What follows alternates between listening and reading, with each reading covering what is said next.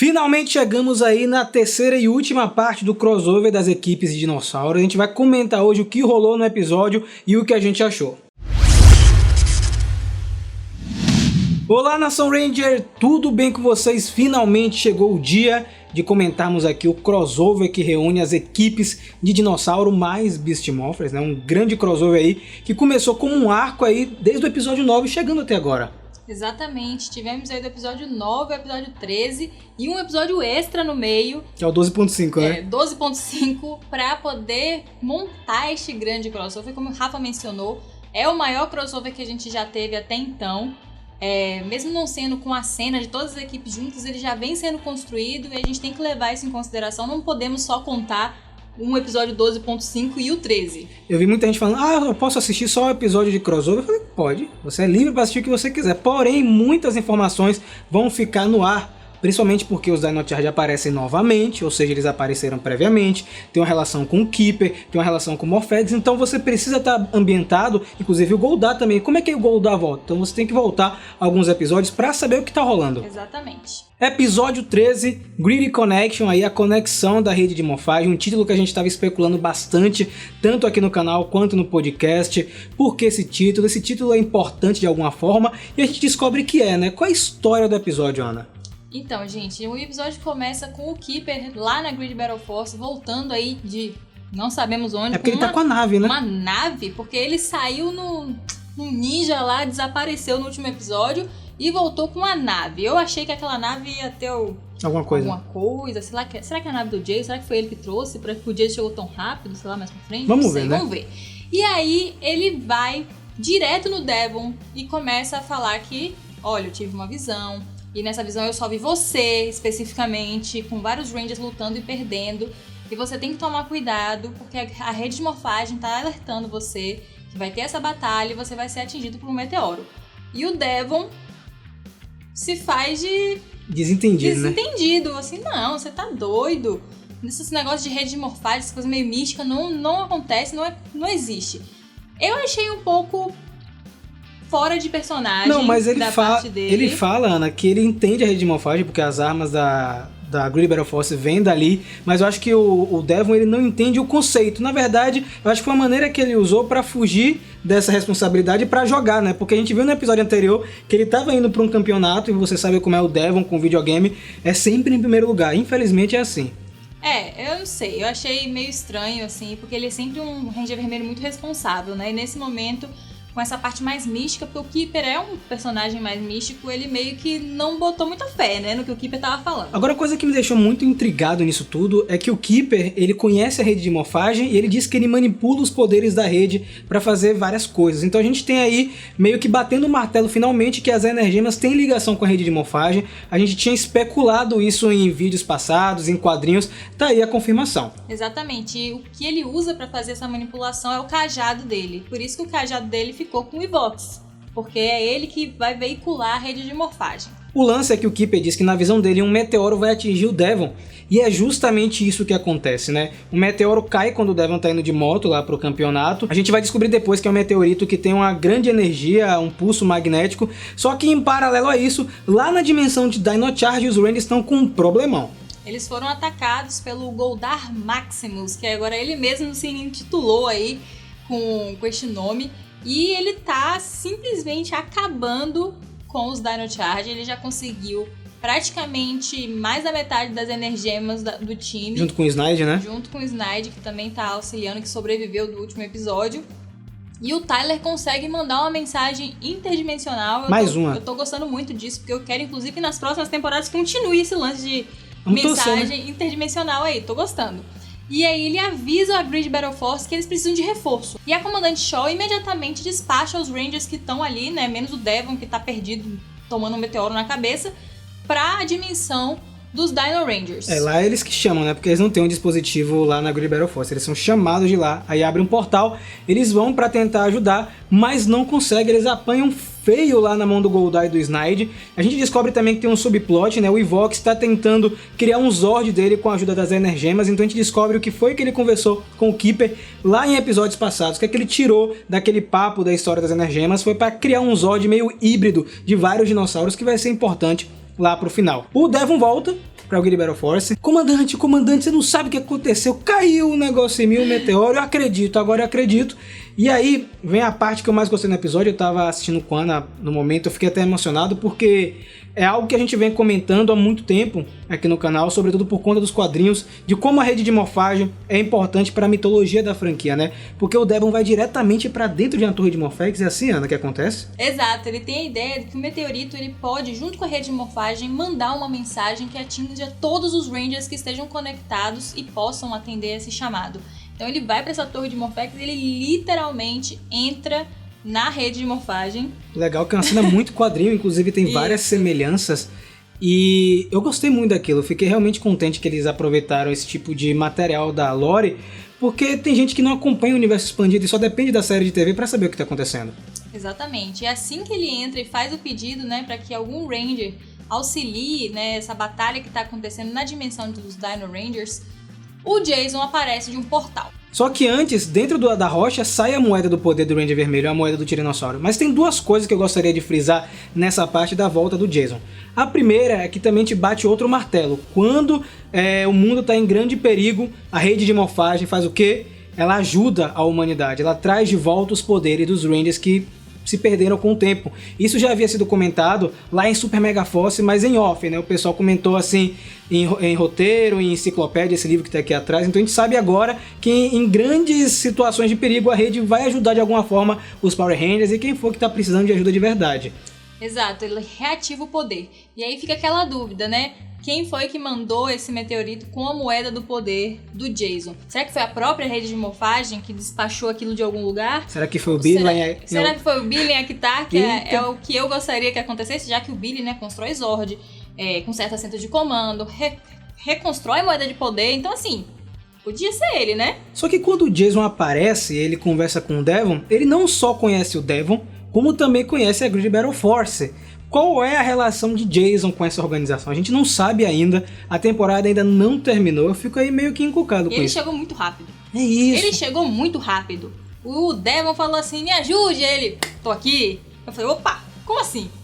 Foi bem rápido. Foi mesmo. muito rápido, ele tava pronto. Pulando toda essa parte de lore, que eu acho que é muito importante, para mim é a parte que mais importa nesse episódio, e para mim em Power Rangers em geral, eu acho que a mitologia precisa ser construída, reconstruída na verdade, porque muita coisa em Power Rangers foi deixado meio que de escanteio e só agora tá sendo reaproveitado. Nós temos aí a grande batalha, a grande cena de combate, que a gente já tinha visto várias cenas no trailer, que é uma cena na pedreira, né, com todo mundo reunido. É legal ver todo mundo junto com o Jason na frente, é tipo uma sensação de nostalgia gostosa.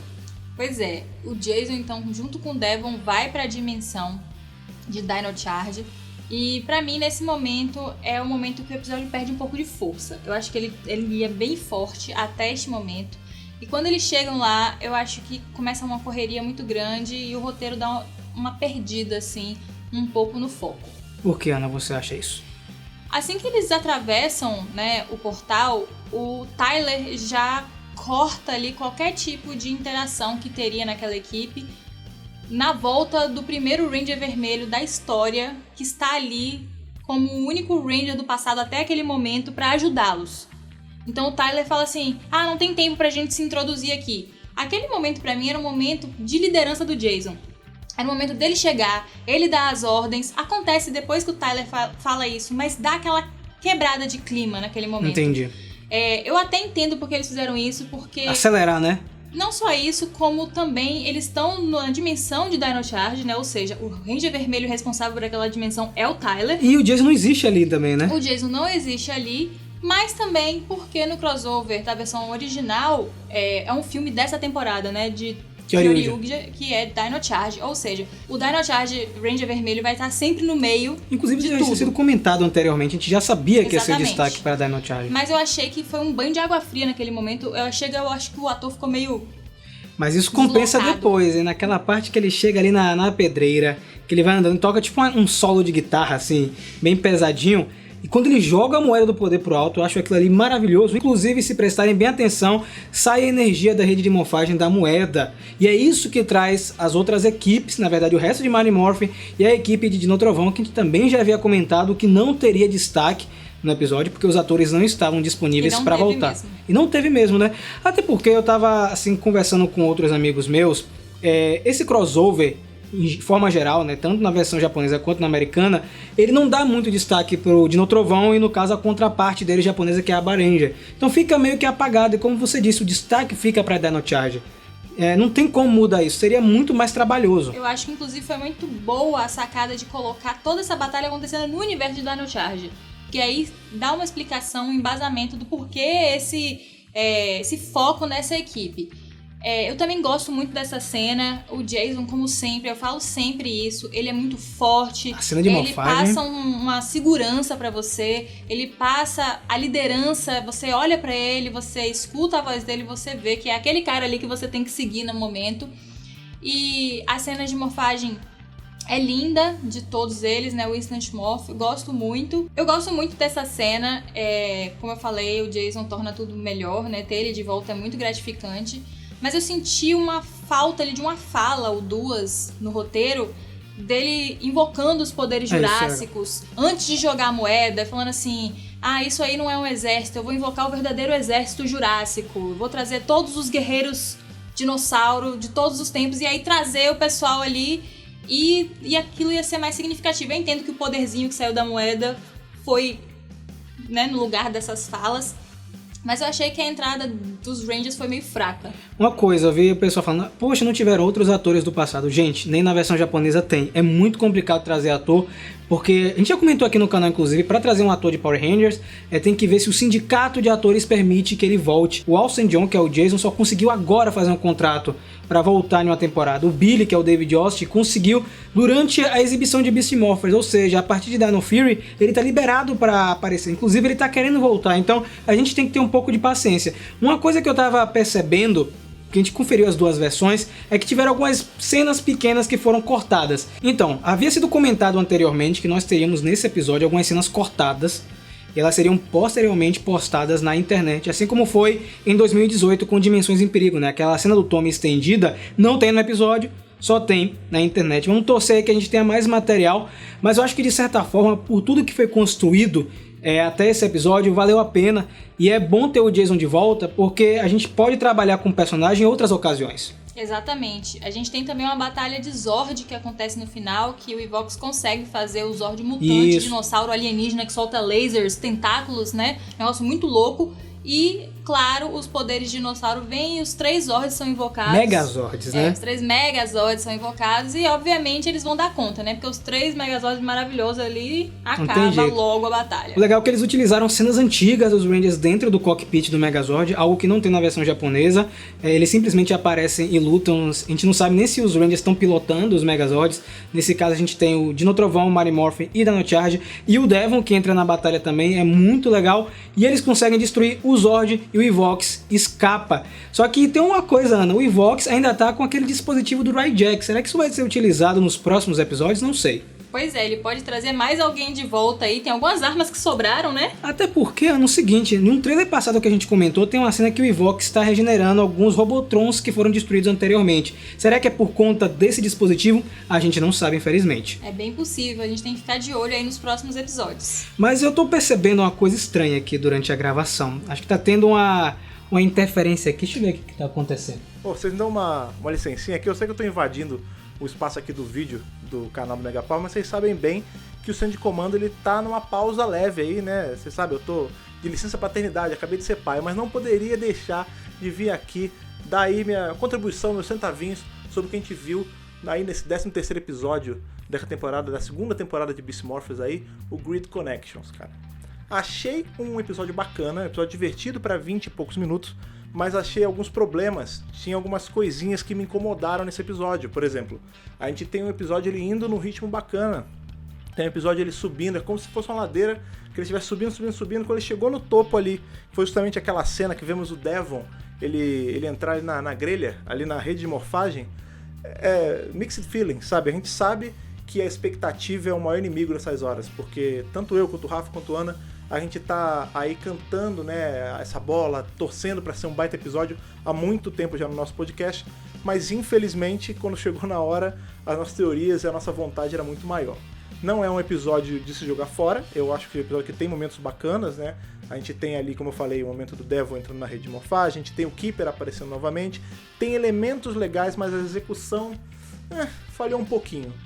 Talvez, a gente já sabe aí que esse é um crossover que tá rolando já uns episódios, né? A gente tem aí o Keeper aparecendo nos episódios anteriores. Não foi só nesse episódio, ele tá tendo realmente um prefácio, ele tá tendo uns episódios antes. Porém, Grid Connection mesmo, ali, o especial em si, eu particularmente acho que deveria ter tido duas partes. Grid Connection parte 1, elevando ali até chegar o Jason, e Grid Connection parte 2, com o Jason, com tudo que ele merecia, com ele liderando realmente as equipes de Dinossauro e a Grid Battle Force. E também uma coisa, um detalhinho aí, só pra fechar, que tem gente que não liga muito, mas eu ligo bastante, cara. A gente não teve sequência de morfagem do Jason. Isso é um absurdo, cara. Mas infelizmente não foi assim. Vamos trabalhar com o que a gente tem. O finale de Beast Morphers tá aí, faltam poucos episódios. Então continuemos aí de cabeça erguida, porque Beast Morphers tem sido uma baita temporada. Esse episódio aí, mesmo com o probleminha nele aqui e ali, não deixa de ser um episódio bacana. Então vamos esperar, porque Beast Morphers não tá decepcionando a tanto assim, né, cara? Logo logo chega o finale, a gente se vê por lá. Send Comando logo logo também está voltando. Vou devolver aqui o momento pro Rafa e pra Ana. Obrigado, aquele abraço. Falou, até o Send Comando. Tá vendo aí vocês que estavam com saudades do centro de comando? O Fred interferiu aqui na nossa transmissão, tipo Disney. Ih, caramba, você tirou da minha boca as palavras. Então fica aí, gente, nosso review do final desse crossover. Não acabou Beast Morphers, né, Ana? Tem mais coisa ainda pra rolar. E você aí do outro lado, o que achou do crossover? O que achou desse arco aí de 6 episódios, né? Deixa aí nos comentários, a gente quer saber sua opinião. Foi bom, foi ruim, foi mais ou menos. E não esquece também de seguir o Mega Power Brasil nas redes sociais, principalmente o nosso Twitter, e conhecer o Apoia-se. Exatamente, o nosso projeto de financiamento coletivo, que tá aqui embaixo na descrição o link, você pode ir lá conferir maneiras de auxiliar aqui o Mega Power Brasil a crescer e a gente poder trazer num futuro muito próximo mais conteúdo pra vocês. Para você se tornar um apoiador igual o Stefano Gollum e o Pedro Jorge, que estão apoiando esse vídeo aqui de hoje, a gente se vê amanhã porque tem mais review e que o poder o proteja.